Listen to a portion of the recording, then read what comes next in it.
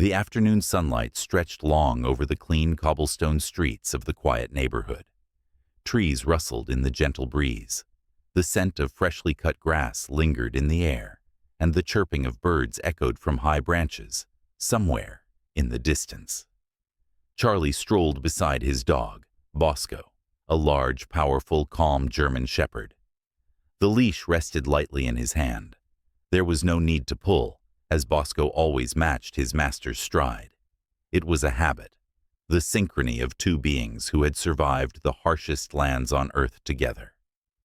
Charlie had just returned from 3 months leading a security team in East Africa, where death could arrive from a single mistaken glance.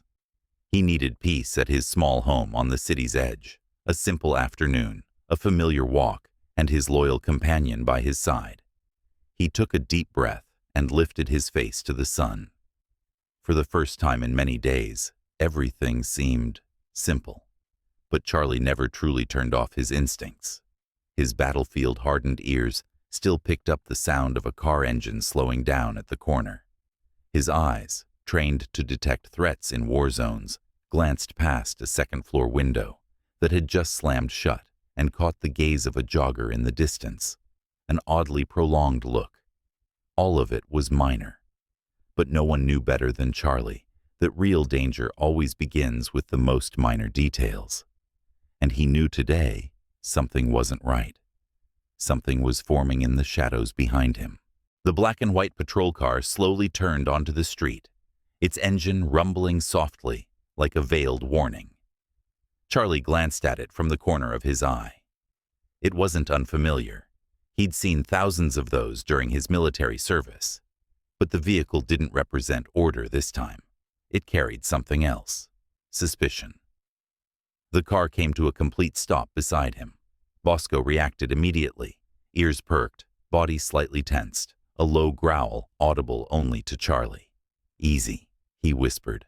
"I got this." The window rolled down. A man with a cold expression and scrutinizing eyes spoke. "Good afternoon, buddy." Charlie turned and gave a polite nod. "Good afternoon, officer."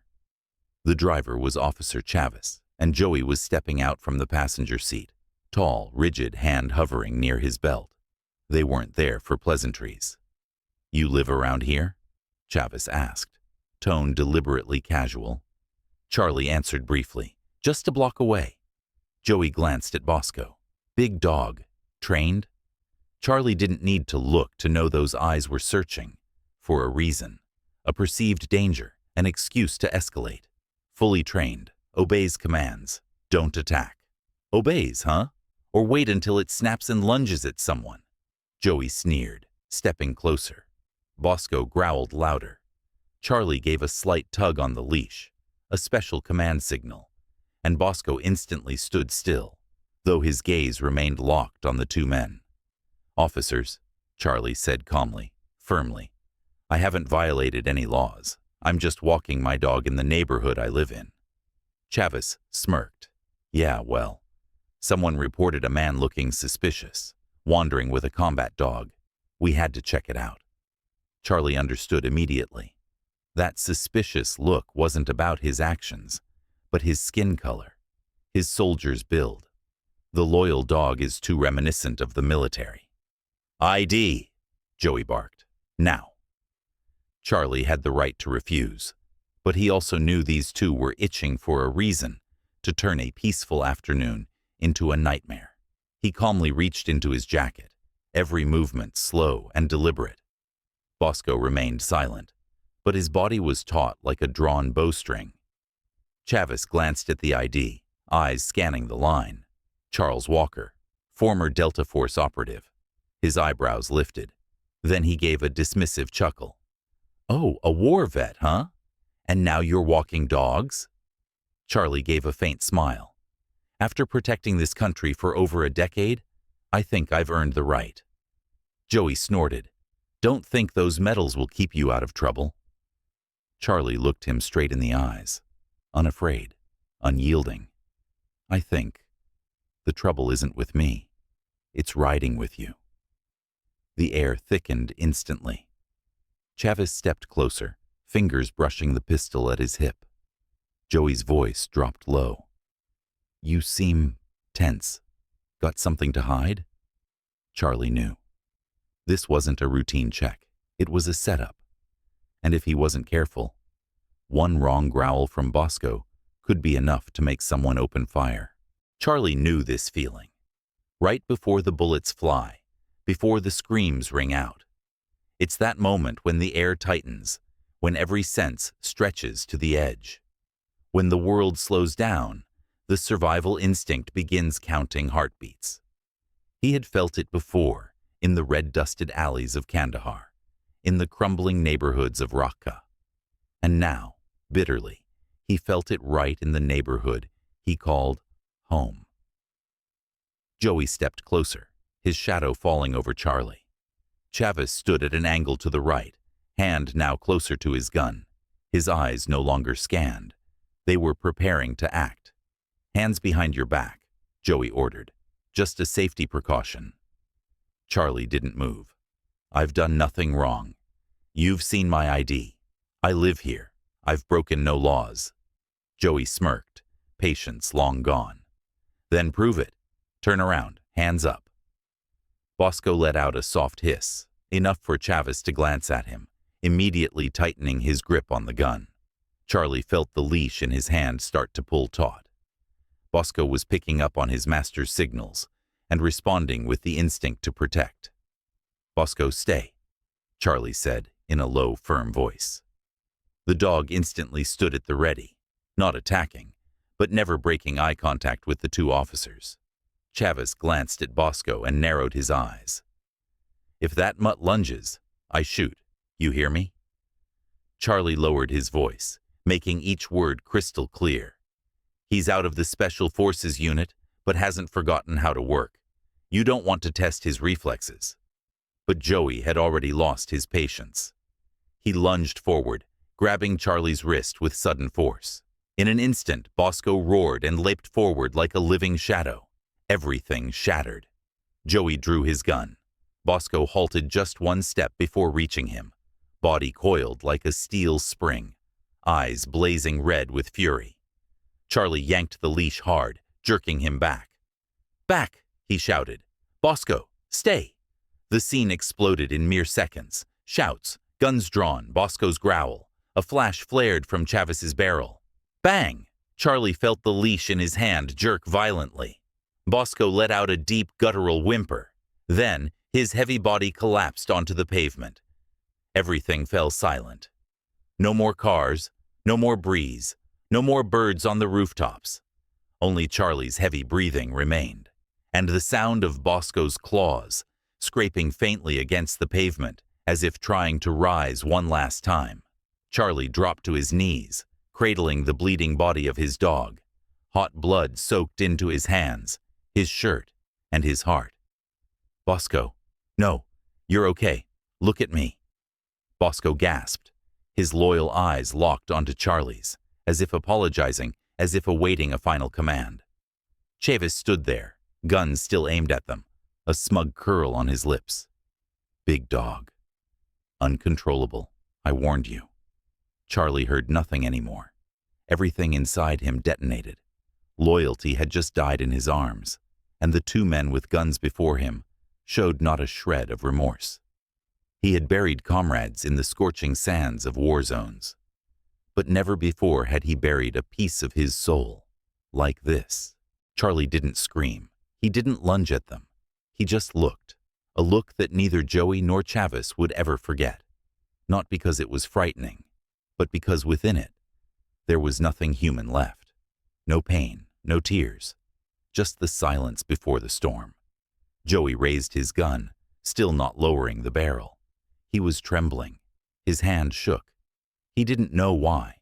The man kneeling before him wasn't resisting, but there was something in Charlie's eyes that made it hard to breathe. Chavez let out a dry chuckle. "Told you. You let a dog like that roam loose. Whatever happens is on you." Charlie leaned down, gripping Bosco's bloodied body tightly. The dog no longer moved, but the warmth was still there. That familiar warmth that had been with him for years, from the battlefields of Afghanistan to 5 a.m., runs in the cold of Virginia. Charlie whispered, "Rest now, brother." Then, he slowly laid Bosco on the grass by the road, his head facing home as if standing guard. He rose, slowly, his body weighed down, not from exhaustion, but from a silence that had become a blade piercing through his chest. Joey spoke up. "Do not move. I will." Charlie raised both hands gently, without resistance. "I've done nothing wrong. I'm cooperating. I will not react." Chavis glanced at Joey and smirked. "He's scared. Look at his face." Joey stepped forward, placed a hand on Charlie's shoulder. "Mistake." Charlie tilted his head, those dark eyes locking onto Chavis, and a smile appeared. Not a joyful smile, but the smile of a man who had died inside, with one last mission left undone. "You think you're the hunters," Charlie said quietly, "but you just shot the only family I had. And now, the real hunt begins." Chavis pulled out his handcuffs. "That's enough. Take him in."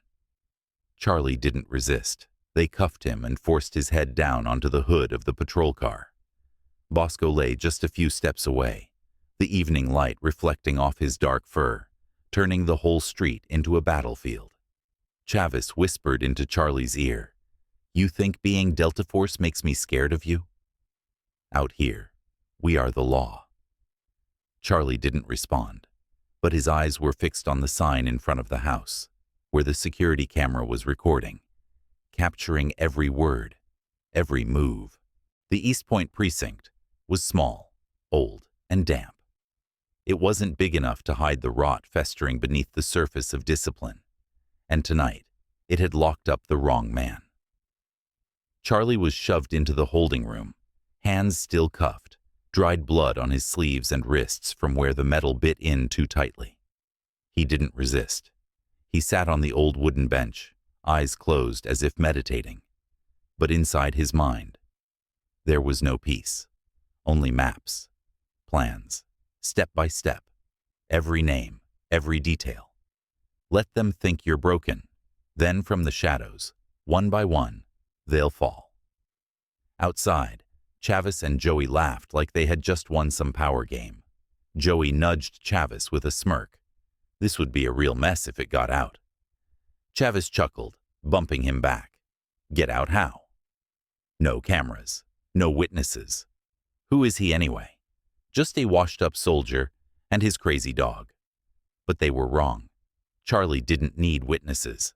He had installed cameras in the house beforehand, hidden inside a picture frame on the bookshelf, connected to his private cloud storage, and the video of them bursting into his home, beating him, screaming at him, had already been automatically backed up with crystal-clear audio. All he needed to do was wait. The next morning, Jasmine, Charlie's sister, walked into the station in a black suit, her gaze sharp as a razor. A human rights attorney, she didn't need to raise her voice to command fear. She threw a stack of files onto the duty lieutenant's desk. "This is a demand for immediate release, and if you hold Charlie 1 second longer, I'll be filing charges for unlawful detainment, home invasion, assault, and abuse of power." The lieutenant opened the file. His eyes froze on one particular note. Includes video footage from a private security camera, clearly showing the victim posed no threat, and officers initiated violence. Joey and Chavis were summoned to an emergency meeting. The two sat across from a laptop screen, watching footage of themselves storming into Charlie's home, brutally beating him while he stood still, arms raised. Joey's voice echoed clearly from the speakers. "I don't care who you are. Your dog's dead. You're next." Chavis went pale. Joey was speechless. Then the door opened. Charlie walked in, just released. He looked at the two men who once thought they ruled the neighborhood. His eyes were still calm, cold. But now, the pain had become a weapon. Charlie stepped out of the police station, just as the sun rose above the trees, its light spilling across the street as if nothing had happened. But inside him, Something had changed. They had killed Bosco. They had beaten him like an enemy. And they thought they'd never have to pay for it. But they forgot. Charlie had lived in shadows and eliminated some of the world's most dangerous men without a trace. Now, he would apply all those skills toward a single goal: justice. 3 days later, Chavis walked into his usual bar, where he liked to unwind after a shift. The place was quiet, only a few patrons scattered about, dim lights glowing, and a slow jazz tune humming. Chavis sat down and ordered a bourbon. He didn't notice the man in the corner watching him. Hooded jacket, eyes sharp as a blade. Charlie had been tracking him for 2 nights.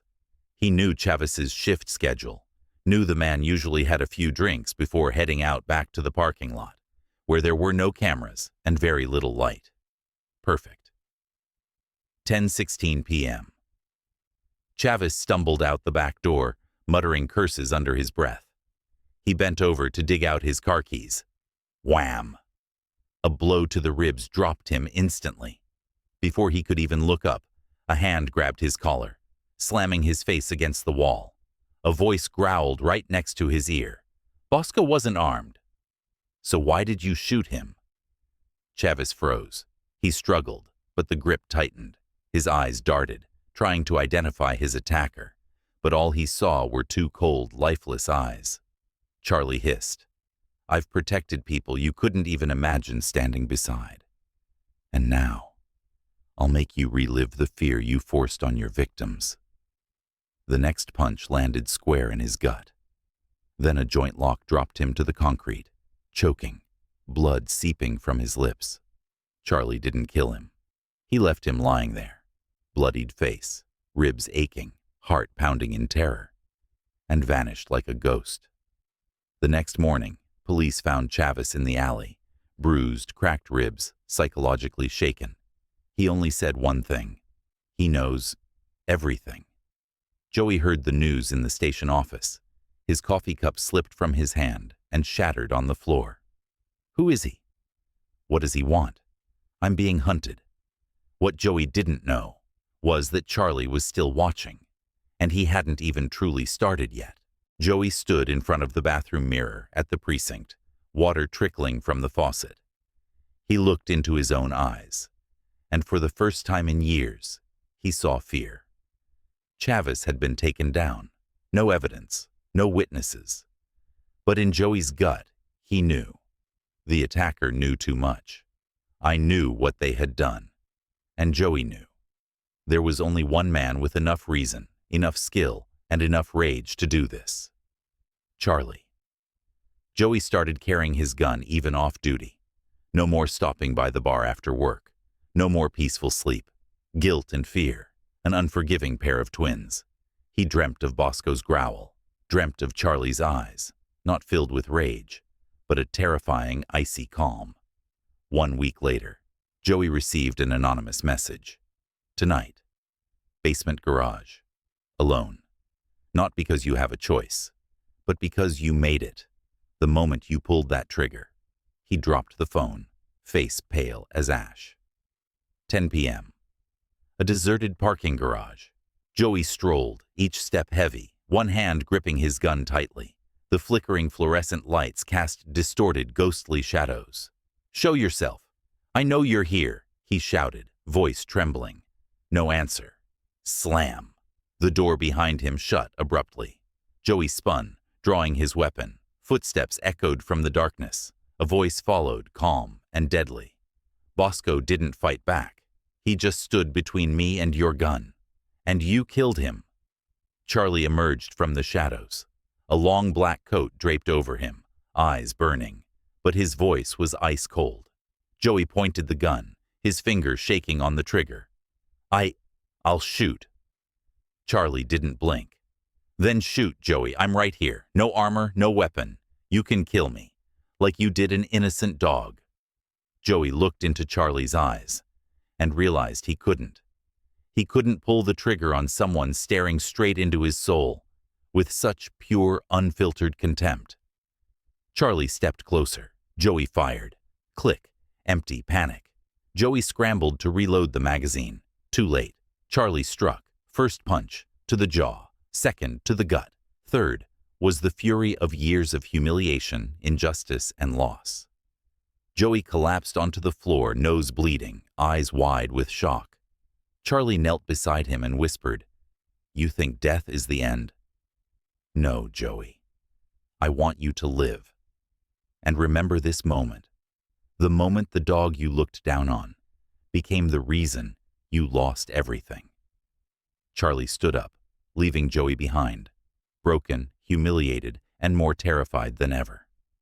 The next morning, Joey was in the hospital, bruised and battered, no one believing a word he said. And Charlie? He sat quietly in a cafe, replaying footage from the covert camera sewn into his coat. The perfect evidence is reserved for the justice system in the final chapter. "What will you do after revenge?" Joey had whispered that, through groans of pain, in the shadow-filled parking garage. Charlie didn't answer, because he knew revenge was only the beginning. 3 days later. Charlie sat in front of his computer in his small apartment, so silent, one could hear a pin drop. He was reviewing every frame of footage from the hidden camera sewn into his coat. Chavez, defeated. Joey, confessed. Both were brought down, not with weapons, but by their filth, exposed on camera. Charlie hadn't just beaten them. He had led them into a trap. He'd collapsed the tower of trust that a rotten system had built around these two men for years. Charlie picked up his phone. He sent anonymous emails to the press, to civil rights attorneys, to the city's internal affairs division. Email subject line, "When the law fails to protect the innocent, I will be the law." Attachments: video of Chavez and Joey harassing an innocent man, video of the assault, the confession footage, and the clip of Joey saying, "I shot because I hated that damn dog." 24 hours later. The videos went viral across social media. The hashtag #, Justice for Bosco, flooded Twitter and TikTok. Local news channels aired continuous coverage. Police chief declines to comment. Internal Affairs confirms ongoing investigation. Attorney representing victims previously harassed by Chavez and Joey files for official review. And then they called Charlie. Not to arrest him, but to invite him in. Charlie entered a special meeting room with a USB drive containing all the evidence. Across from him sat the city's legal counsel, an internal PR officer, and an older man with silver hair, chief of special investigations. The man didn't waste time. "You're Charlie Bennett, former Delta Force operative, the sole survivor of a 2014 border mission in the Middle East." Charlie nodded. "Do you understand your actions could be classified as assaulting police officers?" Charlie met his eyes squarely. "And do you understand they killed a dog without flinching, beat me unlawfully inside my own home, and still wore their badges while doing it?" The room fell dead silent. Then, the chief slowly nodded. "We need someone like you, not to fight with fists, but to help expose the system." Those two were just the tip of the iceberg. That night, Charlie returned home. He opened a drawer and took out Bosco's collar. The metal gleamed faintly under the light. He gripped it tightly, then opened his laptop. A caption appeared on his livestream screen just before going live. "I am Charlie Bennett. I'm not here for revenge. I am the voice of the silenced, those no one ever listened to. And now, I'll make the whole city listen." Friday night. Across every social media platform, a live stream suddenly appeared. No promotion, no schedule. Yet within minutes, hundreds of thousands tuned in to watch. On screen, a man sitting before a webcam. Dim lighting cast shadows on a weathered face. Charlie Bennett. He didn't speak right away. He just looked straight into the camera. That gaze, there was no anger. Only a truth that had never been told. Then, in a low voice, he began. "I used to believe in the law until the day they shot Bosco." Charlie told me everything, in detail. No concealment, no compromise. He played video clips, clean cuts, footage no one had ever seen. Chavez demands ID even after verifying Charlie's address. Joey sneered as he motioned to his gun. The image of Bosco collapsing, no justification could excuse it. The public erupted, a former elite soldier humiliated in his own home, a loyal dog slaughtered without cause. Officers in uniform act like thugs. Bosco deserved better, and Charlie Bennett soared to the top of national trends in under an hour. But the live stream wasn't over. Charlie stood, the camera pulled back, revealing a wall behind him. Pinned to it, case files, photos, maps, all connected by red string.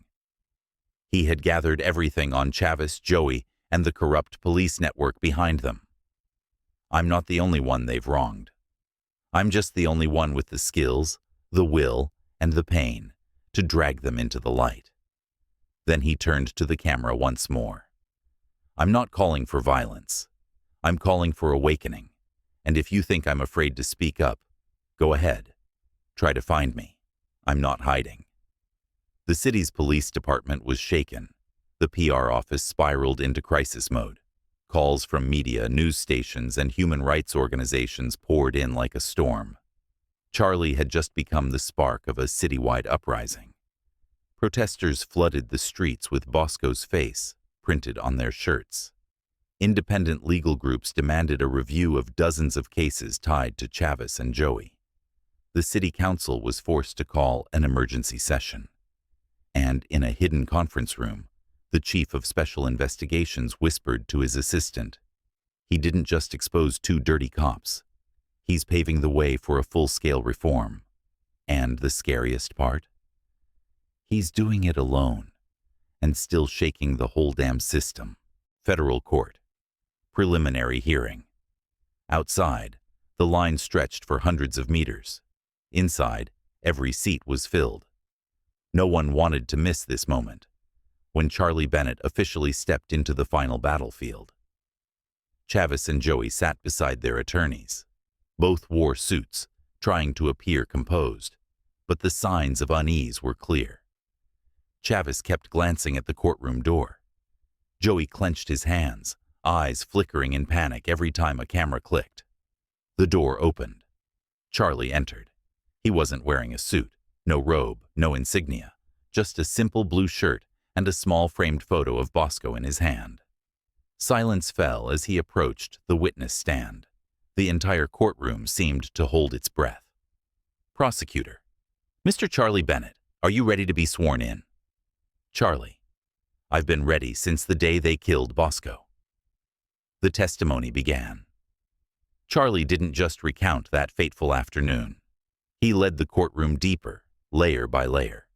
Joey's superior officers' corrupt internal affairs.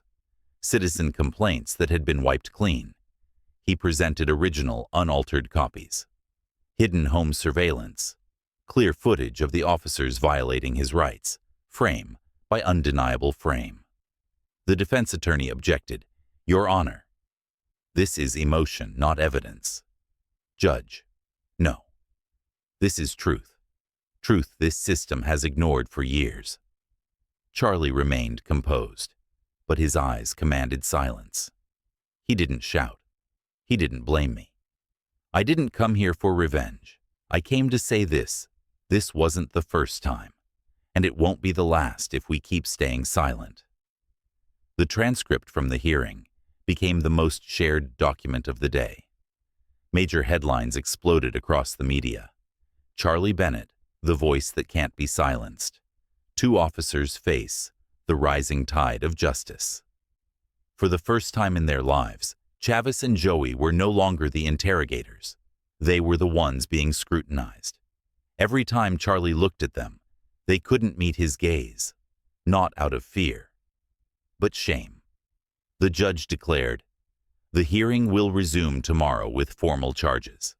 But I want to state this clearly before everyone in this courtroom.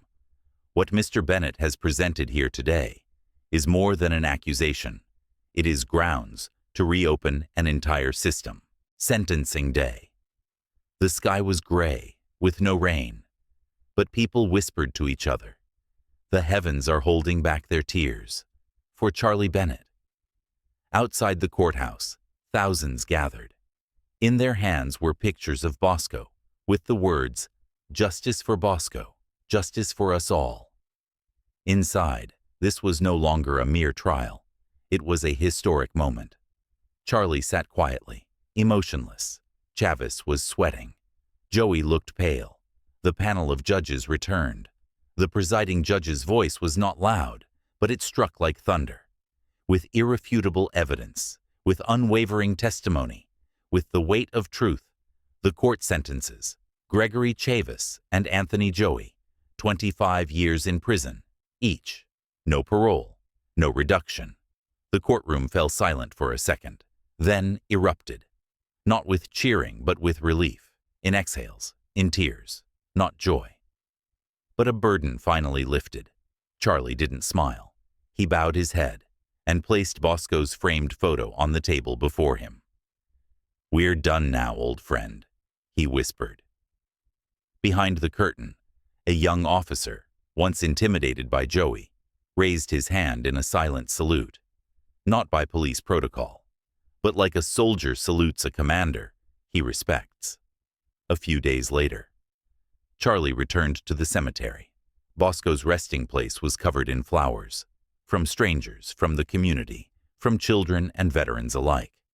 Charlie sat beside the grave. This time, he didn't speak. He won a Silver Star medal. He earned one during a mission in Fallujah, next to the headstone. "You deserved it more than I ever did," he murmured, voice trembling. Weeks later, headlines read, "Charlie Bennett offers free K-9 training for veterans." From grief to action, one man's fight sparks police reform across a state. Charlie gave no interviews. He left behind only a single note taped to the gate of the training facility. "I'm not a hero. I'm just a man who lost his loyal friend and won't let it happen to anyone else. CB." Months later, the Attorney General announced a statewide investigation into every police precinct, using Charlie's case as the new benchmark for accountability. And then, in silence, Charlie stepped away from the spotlight, back to grass fields, rescued dogs, and the laughter of children in his first training classes. No one knew precisely where Charlie's path would lead, but everyone knew this.